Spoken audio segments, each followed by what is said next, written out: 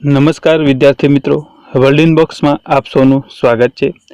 આજથી આપણી ચેનલ પર ડેલી કરંટ અફેરની લેક્ચર સિરીઝ શરૂ થવા જઈ રહી છે, જે અંતર્ગત ચર્ચામાં રહેલા કરંટના કેટલાક મુદ્દાઓની પરીક્ષાલક્ષી ચર્ચા કરીશું, જેનાથી આવનારી પીએસઆઈ, એએસઆઈ, કોન્સ્ટેબલ તેમજ બિન સચિવાલય અને જીપીએસસી જેવી દરેક એક્ઝામની અંદર કોઈપણ પ્રકારનો કરંટનો પ્રશ્ન પૂછાય તો એનો જવાબ તમને 100% આવડે એવા પ્રયત્નથી આપણે આ લેક્ચર બનાવવામાં આવ્યા છે।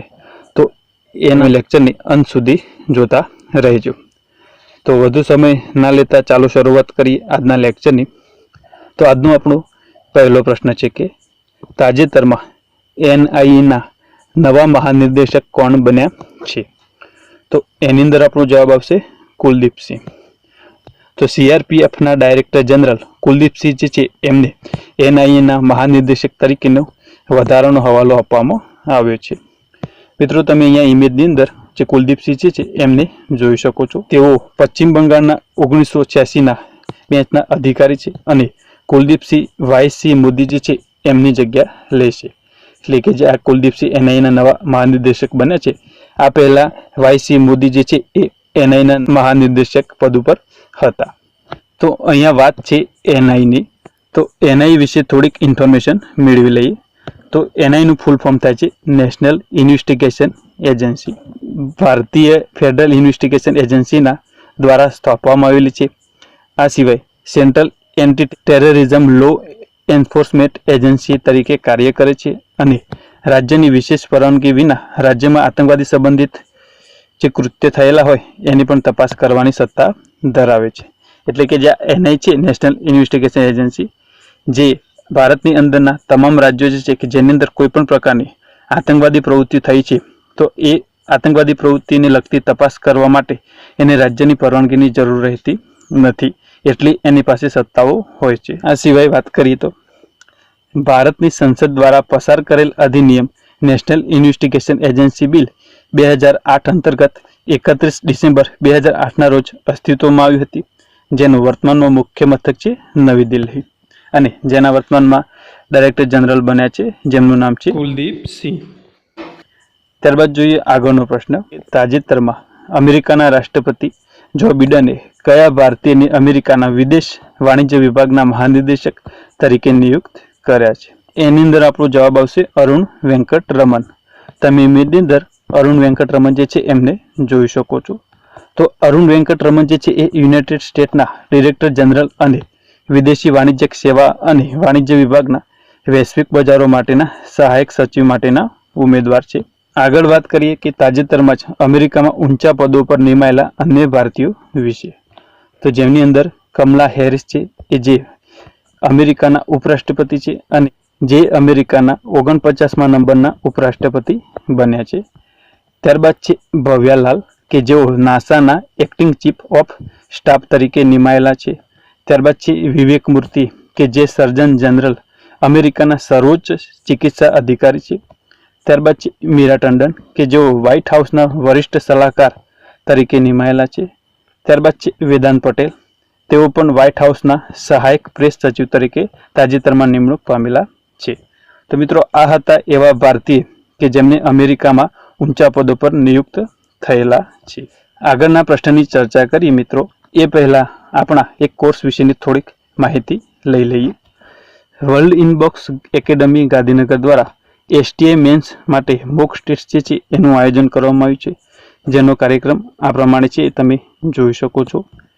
તેની અંદર તમામ પેપર્સ જે છે એનું સચોટ મૂલ્યાંકન કરવામાં આવશે। આ સિવાય વધુ માર્ક્સ મેળવવા માટે જરૂરી તમામ બાબતો જે છે એને આવરી લેતી સૂચનાઓ સહિતની ચકાસણી પણ કરવામાં આવશે અને આદર્શ ઉત્તરો જે છે એ પણ ઉપલબ્ધ છે। તમે આ કોર્સ વિશેની વધુ માહિતી માટે અહીંયા આપેલ નંબર ઉપર કોન્ટેક્ટ કરી શકો છો અને જેની ફી છે 2000 રૂપિયા। ત્યારબાદ જોઈએ મિત્રો આપણો આગળનો પ્રશ્ન કે તાજેતરમાં કઈ રાજ્ય સરકારે કોવિડ-19 થી અનાથ થયેલા જે બાળકો છે એમના માટે મુખ્યમંત્રી બાળ સેવા યોજના શરૂ કરેલી છે? તો એની અંદર આપણો જવાબ આવશે ઉત્તર પ્રદેશ રાજ્ય સરકારે। તમે ઇમેજની અંદર આ જે યોજના છે એનો લોગો જોઈ શકો છો। વધુમાં વાત કરીએ આ યોજના વિશે, તો ઉત્તર પ્રદેશ રાજ્ય સરકાર દ્વારા કોરોના થવાથી મૃત્યુ પામેલા બાળકોના વાલીઓમાં માતા અથવા પિતા બંનેમાંથી એક અથવા તો બંનેનો કોરોનાના લીધે મૃત્યુ થયા છે તેવા બાળકોને આ યોજના અંતર્ગત આર્થિક સહાય આપવામાં આવશે. આ સિવાય યોજના અંતર્ગત બાળકોના માતા અથવા પિતા કે જે એની સાર સંભાળ રાખી રહ્યા છે તેમને દર મહિને 4,000 રૂપિયાની જે બાળકના વિકાસ અને નિભાવ ખર્ચ માટે આર્થિક સહાય આપવામાં આવશે. અને ઉત્તર પ્રદેશના અંદાજે 1,000 જેટલા અનાથ બાળકો જે છે એમને આ યોજનાનો લાભ આપવામાં આવશે. એટલે કે કોરોના મહામારીના સંક્રમણના લીધે જે બાળકોના વાલીઓના માતા અથવા પિતાનું મૃત્યુ થયેલું હોય એવા બાળકની જે સાર સંભાળ રાખી રહેલા છે એવા વ્યક્તિઓને આ યોજના અંતર્ગત 4,000 રૂપિયાની માસિક જે છે એ આર્થિક સહાય કરવામાં આવશે. આ સિવાય કે COVID-19 થી અનાથ થયેલા બાળકો માટે અન્ય રાજ્યોની પણ જે યોજનાઓ છે એના વિશે થોડીક માહિતી મેળવી લઈએ. તો મુખ્યમંત્રી શિશુ સેવા યોજના જે છે એ આસામ રાજ્ય દ્વારા શરૂ કરવામાં આવેલ છે.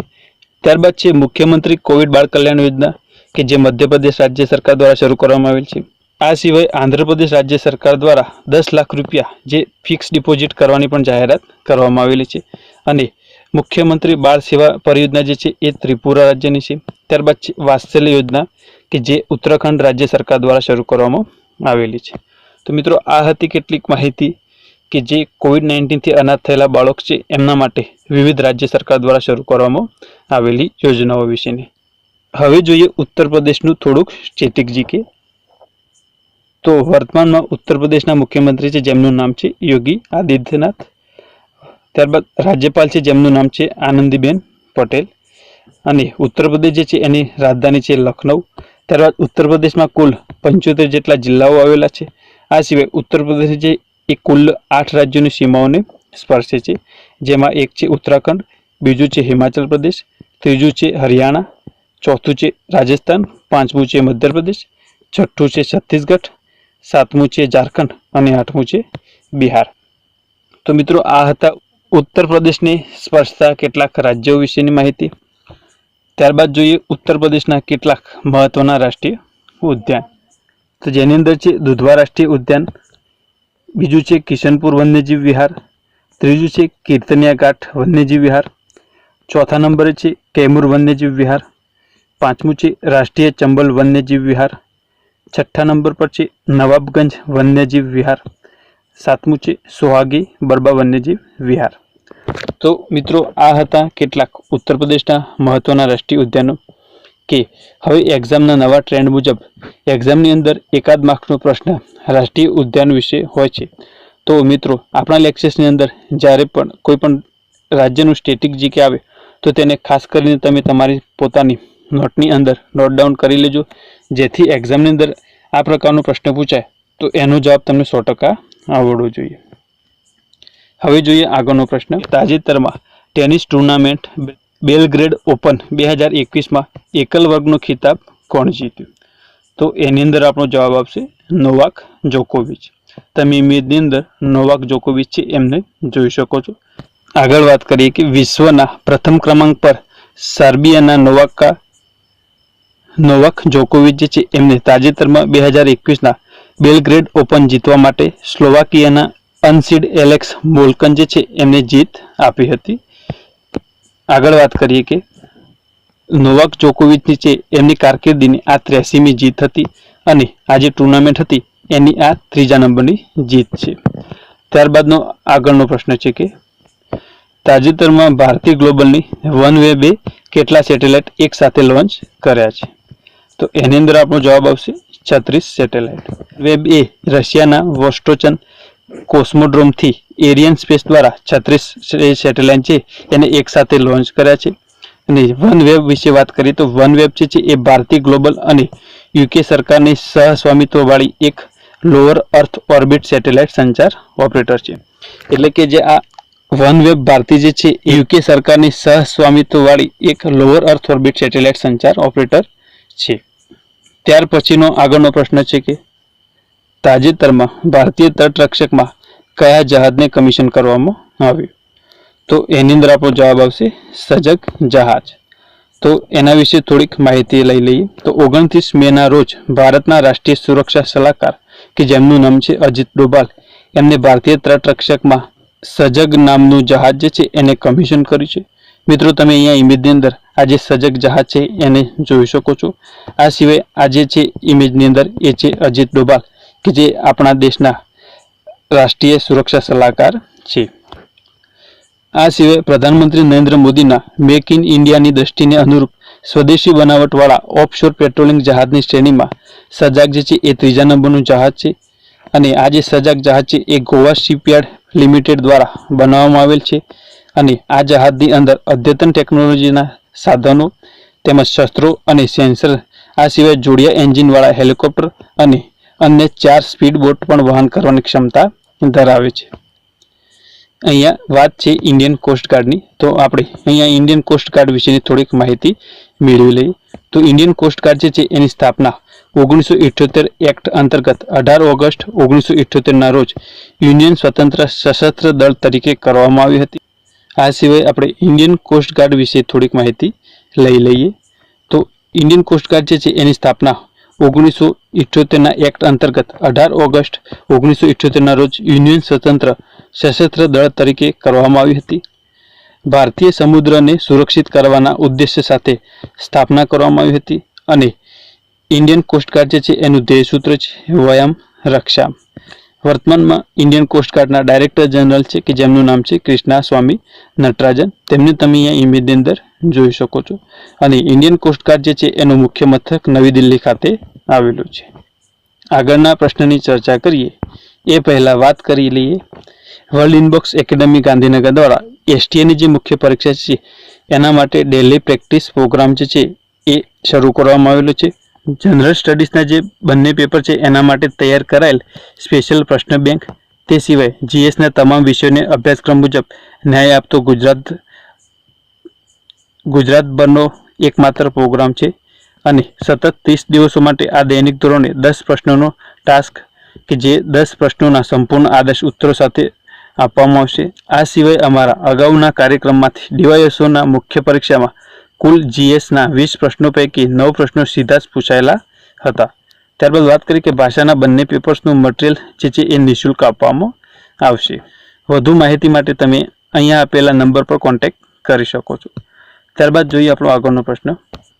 તો તાજેતરમાં જાનવરોમાંથી માણસોમાં બીમારીઓના પ્રસરણને રોકવા માટે WHO દ્વારા કયા નામથી નિષ્ણાતોની એક પેનલ સ્થાપવામાં આવી છે? તો એની અંદર આપણો જવાબ આવશે કે વન હેલ્થ પેનલ, એટલે કે જે જાનવરોમાંથી માણસોને જે બીમારી થઈ રહી છે એના પ્રસરણને રોકવા માટે WHO એટલે કે વર્લ્ડ હેલ્થ ઓર્ગેનાઇઝેશન દ્વારા એક વન હેલ્થ પેનલ નામની એક પેનલની જે શરૂઆત કરવામાં આવી છે, તમે ઇમેજની અંદર જોઈ શકો છો। આગળ ચર્ચા કરીએ તો WHO અન્ય 3 આંતરરાષ્ટ્રીય સંસ્થાઓ સાથે મળીને પ્રાણીઓમાંથી થતા રોગોના નિવારણની એક યોજના ઘડવા માટે નવી આરોગ્ય ઉચ્ચ સ્તરીય નિષ્ણાતોની એક પેનલ શરૂ કરવા માટે નિષ્ણાતોની જે એક ટીમ બનાવી છે અને આ જે પેનલ છે એનું નામ છે વન હેલ્થ પેનલ। આગળ જોઈએ તો વર્ષ 2019માં શરૂ થયેલા કોરોના વાયરસ રોગચાળાના લીધે ચીન અને દક્ષિણ પૂર્વ એશિયાના વન્ય પ્રાણી જે ટ્રેડિંગ નેટવર્ક છે એનાથી ઉત્પન્ન થઈ છે એવું માનવામાં આવી રહ્યું છે। WHOના જણાવ્યા મુજબ વન્યજીવન જે છે એ વિશ્વમાં ચેપી રોગના લગભગ 3/4 ઉદ્ભવનું મૂળ સ્ત્રોત છે, એટલે કે જે આ ચેપી રોગો વિશ્વની અંદર ફેલાઈ રહ્યા છે જેનું ઉદ્ભવ સ્ત્રોત છે એ વન્યજીવન છે, એટલે કે જે પ્રાણીઓ છે એના અંદરથી જ આ જે રોગો હોય એ માનવની અંદર પ્રસરણ થતા હોય છે અને આ ચેપજન્ય રોગ એક વ્યક્તિથી બીજા વ્યક્તિ સુધી પણ પ્રસરણ થાય છે। આ કોરોના જે છે એ પણ પ્રાણીઓમાંથી ઉદ્ભવેલો એક રોગ માનવામાં આવી રહ્યો છે। અહીંયા વાત થઈ છે WHO તો WHO વિશેની થોડીક માહિતી મેળવી લઈએ। તો WHO છે એનું ફૂલ ફોર્મ થાય છે વર્લ્ડ હેલ્થ ઓર્ગેનાઇઝેશન અને જેની સ્થાપના 7 એપ્રિલ 1948ના રોજ થઈ હતી અને WHOનું મુખ્ય મથક જે છે એ જીનીવા સ્વિટ્ઝરલેન્ડની અંદર આવેલું છે। ત્યારબાદ એના સંસ્થાપક જે દેશો છે એની અંદર અમેરિકા, UK, બ્રાઝિલ અને તુર્કી જેવા દેશનો સમાવેશ થાય છે। વર્તમાનની અંદર WHOના ડાયરેક્ટર જનરલ છે કે જેમનું નામ છે ટેડ્રોસ અધનોમ, તમે ઇમેજની અંદર જેમને જોઈ શકો છો। આ સિવાય વાત કરીએ કે ભારતના બાળ રોગ નિષ્ણાત સૌમ્યા સ્વામીનાથન છે એમને પણ વર્ષ 2017થી 2019 સુધી WHOના ડાયરેક્ટર જનરલ તરીકે પોતાની સેવાઓ આપેલી છે। મિત્રો તમે ઇમેજની અંદર જે સૌમ્યા સ્વામીનાથન છે એમને જોઈ શકો છો। હવે જોઈએ આપણો આગળનો પ્રશ્ન છે કે તાજેતરમાં ચોખાના જનક યુઆન લોંગવિંગ જે છે એમનું નિધન થયું છે, તો તેઓ કયા દેશ સાથે સંબંધિત હતા? તો મિત્રો એની અંદર આપણો જવાબ આવશે ચીન. તો આ જે ચોખાના જનક હતા લોંગવિંગ, તેઓ ચીન દેશના હતા. તમે ઇમેજની અંદર તેમને જોઈ શકો છો. ત્યારબાદ જોઈએ આગળનો પ્રશ્ન છે કે India and Asian geopolitics the past and presents પુસ્તક કોણે લખ્યું છે? તો એની અંદર આપણો જવાબ આવશે શિવશંકર મેનન. તમે ઇમેજની અંદર આ જે બુક છે India and Asian geopolitics the past and present book જોઈ શકો છો. આગળનો પ્રશ્ન છે કે તાજેતરમાં સ્વાતંત્ર્ય સેનાની HS દોરેસ્વામીનું નિધન થયું છે, તો તેઓ કયું સમાચાર પત્ર ચલાવતા હતા? તો મિત્રો એની અંદર જવાબ આવશે પોરવાણી. કે જે આ સ્વાતંત્ર્ય સેનાની છે HS દોરેસ્વામી, કે જેમનું તાજેતરમાં નિધન થયું છે, તેઓ પોરવાણી નામનું સમાચાર પત્ર ચલાવતા હતા. તમે ઇમેજની અંદર HS દોરેસ્વામી જે છે એમને જોઈ શકો છો. આગળનો પ્રશ્ન છે કે ઇન્ટરનેશનલ હોકી ફેડરેશનના પ્રેસિડેન્ટ પુરસ્કાર 2021થી કોને સન્માનિત કરવામાં આવ્યા? તો એની અંદર આપણો જવાબ આવશે વી કાર્તિકેય પાંડિયન. તમે ઇમેજની અંદર વી કાર્તિકેય પાંડિયન જે છે એમને જોઈ શકો છો. ત્યારબાદ જોઈએ આગળનો પ્રશ્ન છે કે વિશ્વ તમાકુ નિષેધ દિવસ ક્યારે મનાવવામાં આવ્યો? તો મિત્રો આ જે પ્રશ્ન છે એનો જવાબ તમારે કમેન્ટ બોક્સની અંદર જણાવવાનો રહેશે, કે જેનો સાચો જવાબ આપણે નેક્સ્ટ લેક્ચરની અંદર તમને જણાવશું. તો મિત્રો આ હતા આજના કેટલાક મહત્ત્વના પ્રશ્નો કે જે તમારી આવનારી એક્ઝામની અંદર પૂછાવાની સંભાવનાઓ ધરાવે છે. જો તમને લેક્ચર પસંદ આવે તો લેક્ચરને લાઇક શેર કરવાનું ના ભૂલતા, અને તમારા પ્રતિભાવ કમેન્ટ બોક્સની અંદર અવશ્યથી જણાવજો. આ સિવાય મિત્રો તમે વિવિધ સોશિયલ મીડિયા પર પણ વર્લ્ડ ઇનબોક્સને ફોલો કરી શકો છો, અને વધુ માહિતી માટે તમે નીચે આપેલા નંબર્સ પર કોન્ટેક્ટ કરી શકો છો. મિત્રો લેક્ચરને અંત સુધી જોવા માટે આપનો આભાર. ફરીથી મળીએ નેક્સ્ટ લેક્ચરમાં.